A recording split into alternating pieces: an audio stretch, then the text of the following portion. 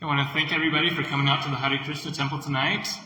Everything that I say is inspired by the teachings of His Divine Grace, A.C. Bhaktivedanta Swami Prabhupada, the founder Acharya of the International Society for Krishna Consciousness. Om Agnanatimirasham, Jnana Shalakaya, Chakshurun Militamina, Tashma Shri Gurve Namaha. Shri Chaitanya Manobhistam, Stapitam Yena Bhutale, Swayam Rupa Kadamayam, Dalati Svapadantikam. I'm going to talk about making a comeback today. You ever felt behind, that you had to make a catch-up, or that you need to come back from something? Hopefully I'll give you some advice on doing that. Any Utah Jazz fans out there? A few? A long time ago, back in 1996, I was a die-hard Utah Jazz fan. I remember this game. It was November 27th. 1996, Utah Jazz versus the Denver Nuggets. At halftime, Utah Jazz were behind 34-70.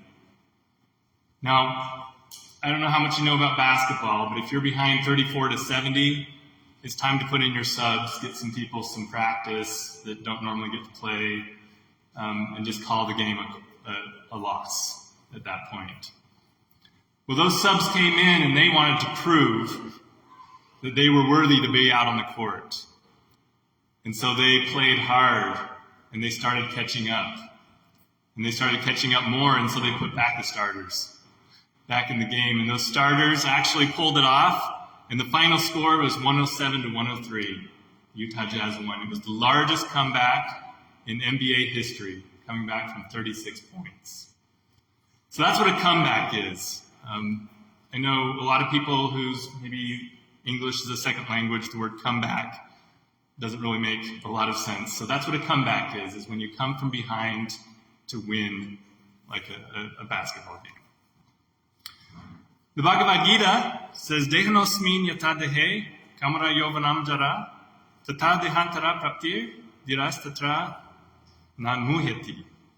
Translation, as the embodied soul continually passes in this body from boyhood to young, to youth, to old age, the soul similarly passes into another body at death. The sober person is not bewildered by such a change. Now, this is a different type of comeback. This is coming back to the material world. We all live through lots of different situations in this very lifetime. When I was 7 years old, I had a very different body than the one that you see before you right now. This body is going to be very different in 20 years. In 100 years, this body is going to be very, very different. Every lifetime that we live through, we have different situations. We come back lifetime after lifetime after lifetime to this material world, depending on our situation, depending on our desires, depending on our karma, reactions to actions, and we come back over and over again to this lifetime. This is called reincarnation, or transmigration of the soul, is another way of describing it. This is coming back to the material world over and over again. So these are two different types of comebacks. What I'm mostly going to talk about is the first type of comeback, the type of comeback that makes it so that we don't have to come back to this material world. So making comebacks, the type of comebacks that I'm talking about, means not coming back to this material world. There's a magazine out there called Back to Godhead magazine. This is a magazine that Srila Prabhupada, our founder, started a long time ago. It's still running, it's still in print. And this magazine gives practical advice, information on what we can do to go back home, back to Godhead. We've lived lifetime after lifetime after lifetime, time immemorial, in different material bodies, because we've had different lessons to learn in every one of those bodies, every situation that we've been in. And we've always come back in another material body to learn a new lesson. Well, there's an opportunity in this material body that you're in now, in this human form of life, because of the consciousness you have, of the intelligence that you have, and the mind that you have, you can understand your original connection to God. You can understand your original position with God. And you can understand that through practicing devotional service to God, you can go back home to God in this very lifetime and not go back into a material situation. You can go back home, back to Godhead. So that original type of comeback that I'm talking about, when life gets you down, when you're doing good, but then something happens and you're not feeling so good, you're not feeling it anymore, and you need to come back to that original position, that loving devotional connection to God. Those of you who practiced kirtan for the first time here today, did you notice that we were repeating the same thing over and over and over again? Probably did. You were probably wondering why we were doing the same words over and over again. These are mantras. Man means mind, tra is a tool to deliver the mind. Mantras help us connect with the divine. These are names of the divine, Hare, Krishna, and Rama. That's a whole other lesson as to what those names mean. But this process of repeating Hare Krishna, Krishna Krishna, Hare Hare, Hare Rama, Rama Rama, Hare Hare. Repeating it over and over and over again gives us a chance to come back to God by repeating his name and thinking about him every time we say his name. Within every religious tradition, God's name has a spiritual potency. Within our tradition, we chant this mantra, the Hare Krishna Maha Mantra. In other traditions, like in the Christian tradition, they say, Our Father who art in heaven, hallowed be thy name. God's name, within every religious tradition, every spiritual tradition, has a spiritual potency. Chanting God's names in devotion helps us to think about him, helps us to concentrate on him, helps us to fix our minds and our intelligence on going back to him in the spiritual world.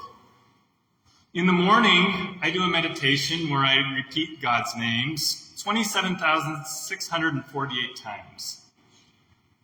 That's enough times for me to think about him at least once, I hope, in that meditation session. But if you chant Hare Krishna, Krishna Krishna, Hare Hare, Hare Rama, Rama Rama, Hare Hare, you've just said God's name 16 times. If with each one of those names, you're actually addressing God, you're actually thinking about him, that's a chance to think about God. So what if you did it and you were thinking, what if you did a whole mantra and you were thinking about something else? Possible? Yeah, we were all just chanting here, and as we repeated over and over again, maybe, I don't know how concentrated you guys were, some of you maybe were concentrating on God perfectly with every name and thinking about him every time you said his name, and others of us probably weren't thinking so fixed-mindedly on that. But it's a chance every time we say God's name to come back, to do a comeback. So I said Hare, I didn't think about it that time. I said Krishna, I didn't think about that time. Hare, maybe my mind came back. And I came back to thinking about the Lord. And then I continued on the mantra, and my mind wandered again. But as you do it consistently, and you do it over and over and over again, like we did just now, or if you do it in a japa meditation session over and over again, there's many chances to make a comeback, to remember God. And at least if through some of those names you remembered him, then your meditation practice helped connect you to God in one way or another. So airplanes, when they're flying, I've never flown an airplane, but I've studied a little bit this, and it makes sense. If an airplane's flying, he's flying up at high altitudes where there's very strong winds. Sometimes those winds throw the airplane off course a little bit. Sometimes there's turbulence. Ever been in a plane and felt the plane shaking? That throws the plane off course a little bit. But airplanes have very sophisticated mechanisms whereby they can communicate with people on the ground, and they can make a course correction. They can move back and forth. And if an airplane is flying across the whole country, to get across country from one location to another, they had to make lots of comebacks, lots of course corrections throughout that. If they don't make a course correction, just a small angle of drift by being blown off course can take the airplane to a completely different place, especially if you're going over thousands of miles. Just a small angle at the beginning, without any comebacks, without any course corrections, leads us to a completely different place than we want to be. So in our lives also, if we don't make small course corrections along the way, when the winds blow, when the turbulence comes in our life, it can blow us off course, and we'll never get to our destination that we're really trying to get to if we don't make those small comebacks throughout the flight. So life throws us all sorts of changes. We're in the material world. That means that there's things that are changing all the time. Some of these changes are quite abrupt. Some of them are more gradual. Abrupt changes might be the death of a loved one, or it could be a bankruptcy, a divorce, an illness, things that we're not expecting, things that come to us out of seemingly nowhere. These are abrupt changes. Those are the types of changes that often throw us off course. We're going fine, everything's doing well, and then all of a sudden we have one of these abrupt changes. We get off course. Sometimes we never get back on course. Sometimes we let those changes throw us off kilter unless we make a comeback. Sometimes the changes are more gradual. Maybe it's just because we've gotten so used to a certain practice, or we say, okay, in our japa meditation practice, maybe I won't do it today because yesterday, I did extra long rounds yesterday, so today I'm good. I don't need to do it. And then maybe the next day you have another excuse as to why you don't do it. And then the next day, and you forget your spiritual practices. Possible? Happened to anyone here before? Yeah, it happens to all of us. We get laxed on our spiritual practices, and that can also, by small degrees, throw us off course. And if we don't make those course corrections, then we can be years down the line completely off course from where we expected to be. And this happens gradually. It goes back the other way too. We can have big things happen to us that give us a spiritual jolt. You can be, maybe on a pilgrimage somewhere and you meet somebody that completely changes your life. You can be driving down I-15 and you see a billboard that says there's a Hare Krishna temple. And you come here and you visit, you have an experience here that just completely changes the direction that you're planning on going. There can be gradual things like that too. You can be doing okay in life, but gradually you pick up a practice. Maybe you decide, I'm going to read a book, a spiritual book. Gradually, over the process of reading that book, you start making small course corrections that lead you in a spiritual direction. Our scriptures are full of these stories. There's a book called the Mahabharata, and there's a royal family called the Pandavas, and they were running a spiritual kingdom.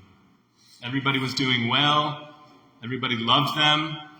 But then there was some unfair circumstances wherein they lost their whole kingdom and had to go live in the forest for 13 years. This was a huge change. This is one of those abrupt changes. The way they took the change, the way they accepted this change, determined their comeback, their ability to overcome the unfairness that came into their life, the ability to overcome this unfair setback and to come back. 13 years later, they came back in grand fashion after there was a war. There's a whole story about it. There's a book called the Bhagavad Gita that explains a little bit better how they came back and the instructions they got to be able to make a comeback.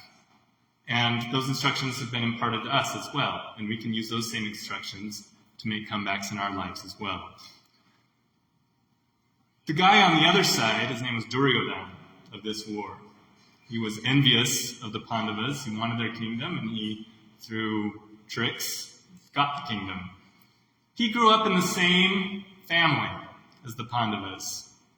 He grew up in the same, had the same teachers. They had the same circumstances as the Pandavas. But he gradually, over time, took some wrong courses, didn't make corrections, and ended up completely on the other side of a battle of a righteous kingdom and God on the opposite side.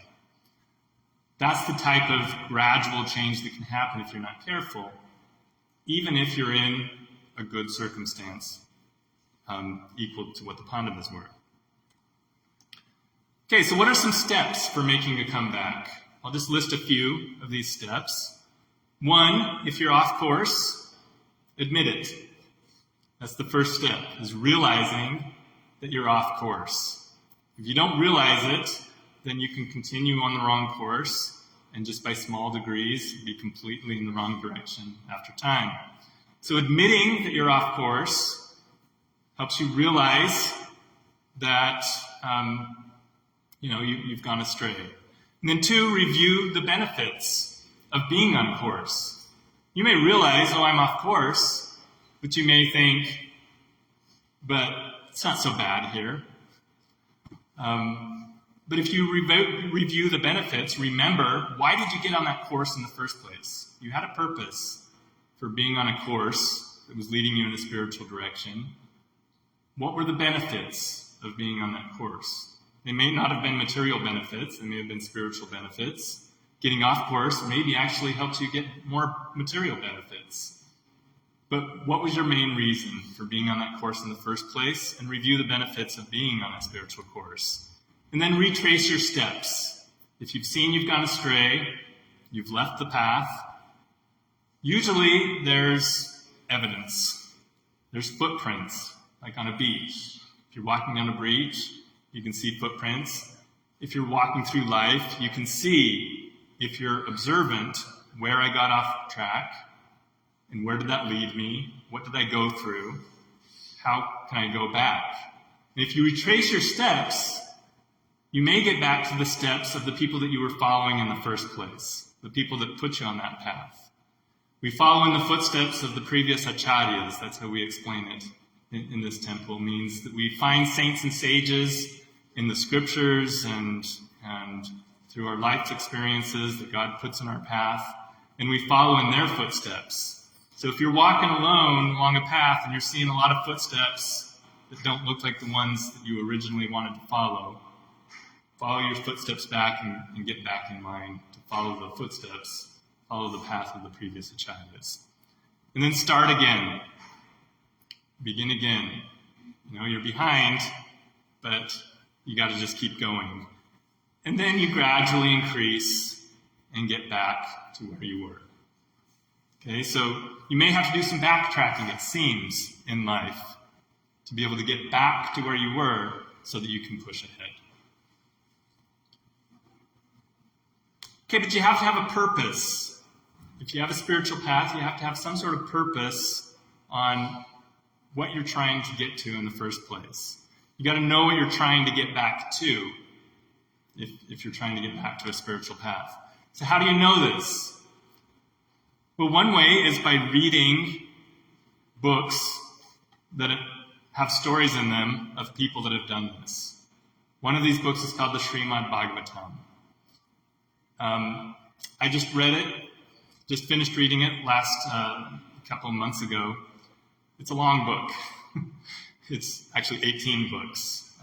It's a really big read, but there's so much information in there.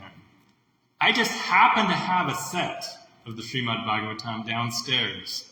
If any of you are interested in it, come talk to me afterwards. I can hook you up. But you need to know what you're trying to get back to.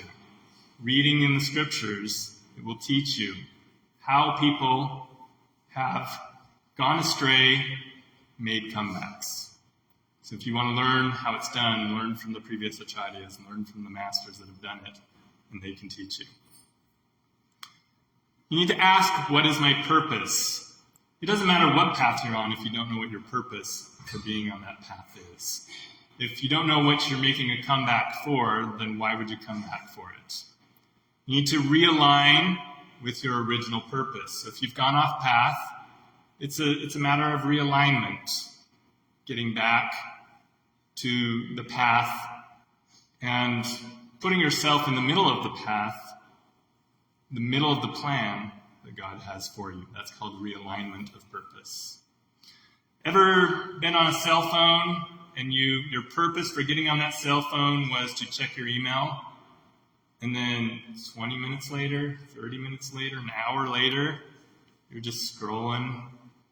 You've forgotten the original purpose for getting on that cell phone?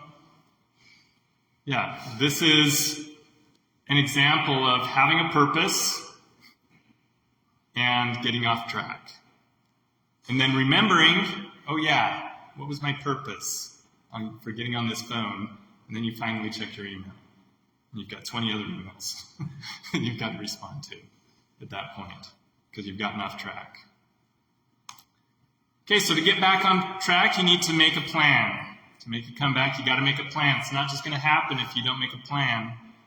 Wars are won in the general's tent, they say. I've never been a general, but I've read some books. One of them is called the Mahabharata, where there's generals that are making plans to make battle. And sometimes in their calculations, in their overall war plan, they make a strategic decision to make a retreat. Or sometimes they make a strategic decision to attack, knowing full well that they're not going to win, but so that they can create a decoy for someone else to come through. There's lots of different strategies that these generals go through. But they don't win a battle, they don't win a war by just going into the battle without a plan. They may lose a battle or two in the whole plan, but they know that if they're going to win the war, they have to have a plan that involves comebacks, that involves sometimes retreating so that they can move forward in a better way. Anyone see the fallacy with this equation up here?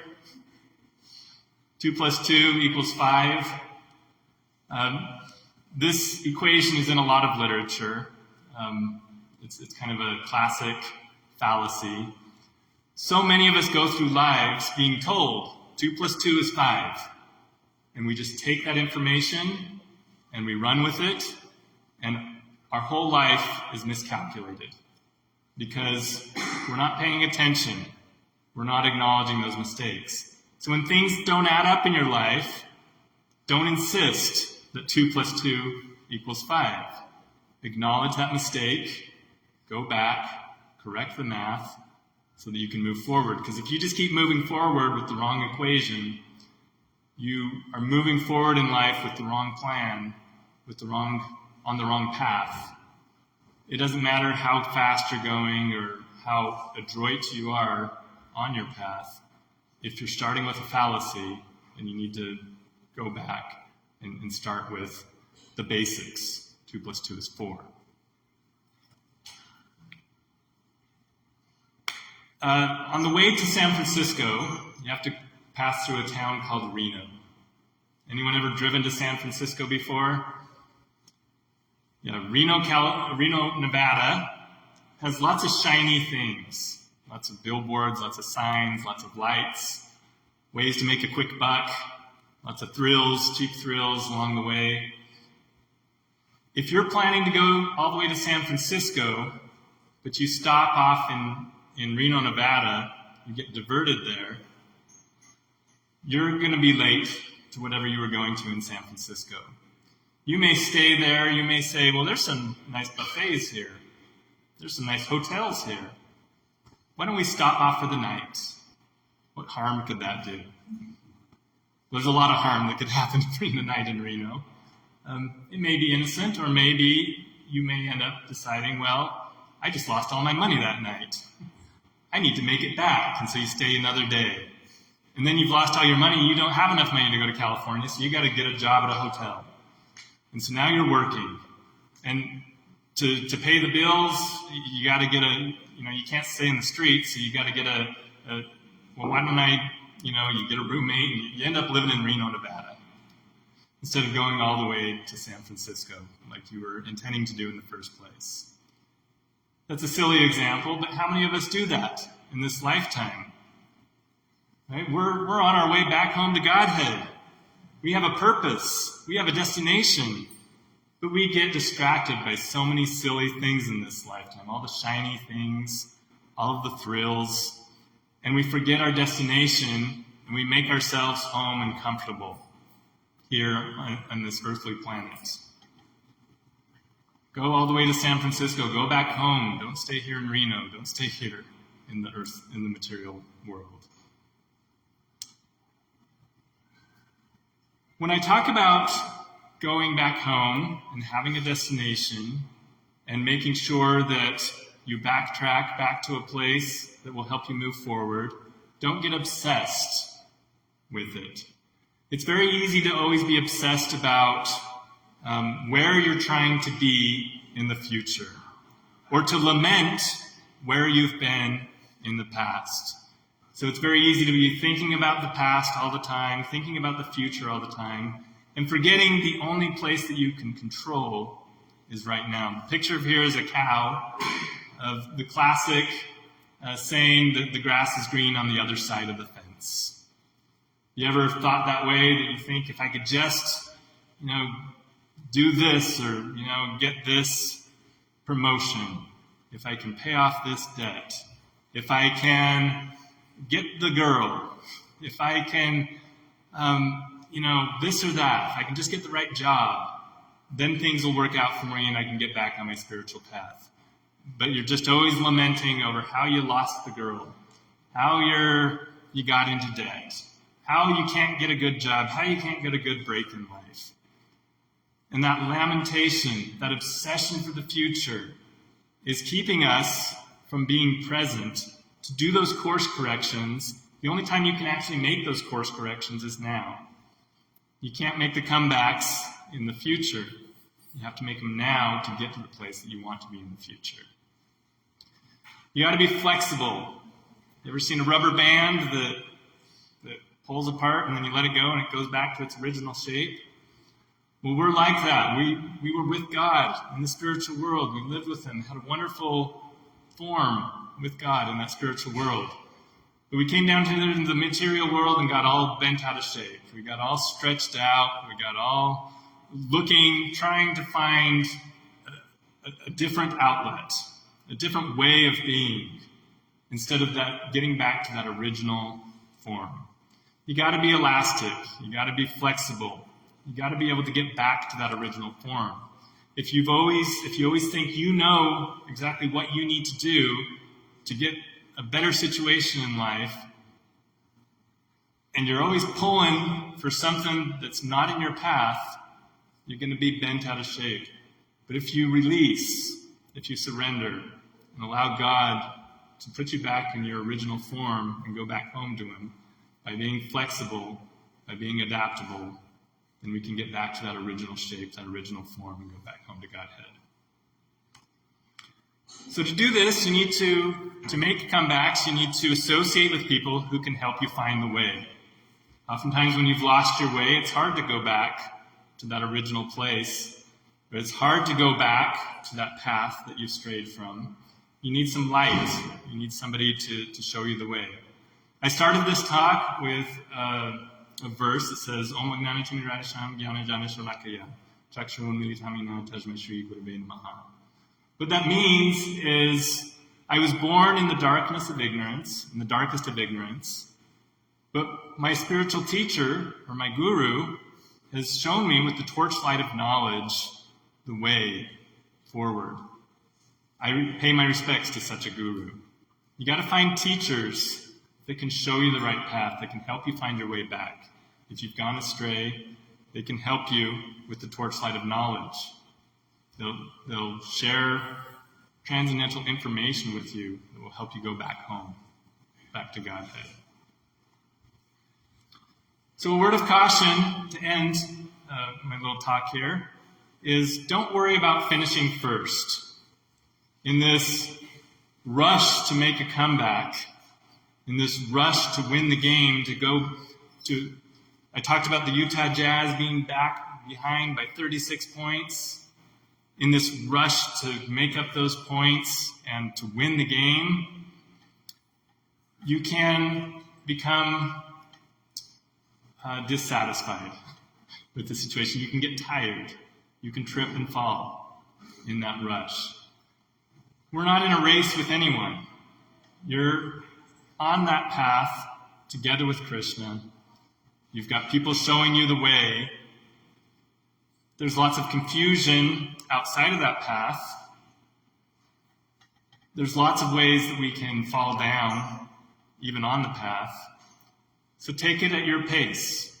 Take it at your schedule. Learn to walk with God. Don't try to beat him. That's what got us into this situation in the first place, is we thought we could do things better than God. But God has a path for us. God has a pace for us.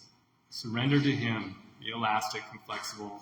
Get back to that original path and go back home to Godhead. So if anything that I said in this talk resonated with you in any way or helped you in your spiritual path, raise your hands with me and repeat with me. Hare Krishna, Hare Krishna, Krishna Krishna, Hare Hare, Hare Rama, Rama Rama, Hare Hare. Thank you very much for your kind attention. Now we're all going to stand up and we're going to do an offering to the deities. We're going to offer the elements of the earth to the deities.